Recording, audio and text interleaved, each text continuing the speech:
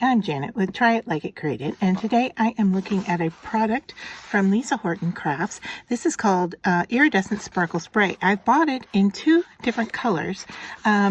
This one says Dreamcatcher, and this one is Firework Burst. They look similar to me. I don't know what the difference is, so I've put a sample of black and white out here so that we can test them out and see. I wanted to unbox this one in front of you and show you what comes in the box itself, because it's quite nice in that we've got the sparkle in its bottle, and there is a bead in there, and you can see that there is mica in the bottom. And then she's given us 3 new nozzles, and if you lift these up, you can see that there are additional I'm going to call them hoses or strips. I'm not sure what you call them.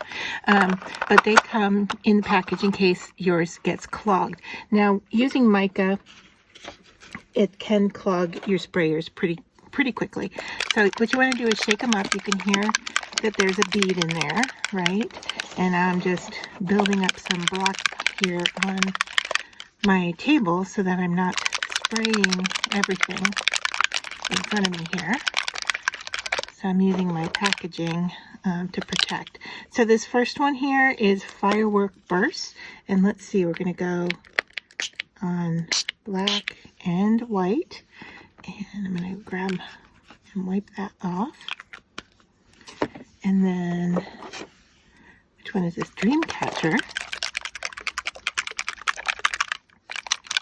I'll look to see how, all right. And let's apply those and compare the difference. I don't know if I've got a thicker application of one than the other, but all right, if I lift this up here, and they are quite wet still. So what I'm going to do is I'm going to hit this with a heat tool and then come back and show you. So I think I've dried it enough to show you.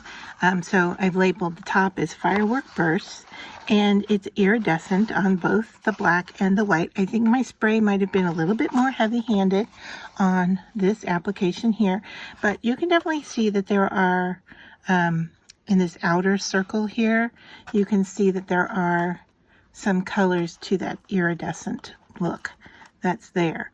I wouldn't say it's heavy in one color than another. Maybe more towards the blues, if anything. And then on the white, of course, it is iridescent, but I'm not really picking up much color there. It does look like a pearl or an ivory where it's heavy sprayed. All right, and then this application down here is the Dreamcatcher. And like I said, it probably wasn't as heavy-handed as the top. I just wasn't familiar with how well they were going to spray. And what I'm seeing here is a little bit more of a green cast to it than what we're seeing up here. And it's iridescent on both the black and the white. However, white, just holding it flat, I'm not really seeing much. Just a little bit where it's really heavy right there. I can tell that there's something going on. But as I turn it, I can see the sparkle. And yeah, I want to say greens, maybe some gold in there on the white. I hope that you're getting some of that look in the camera. So there are, just bring back both so you can kind of get a sense of what the two look like next to each other. Given their similarity, I might pick one over the other and call it quits. That I don't think this is a product you need both of them. I know that there are others available. I believe that there are others. I'll have to look it up and put that information down below in the comment section or in the description section of the video.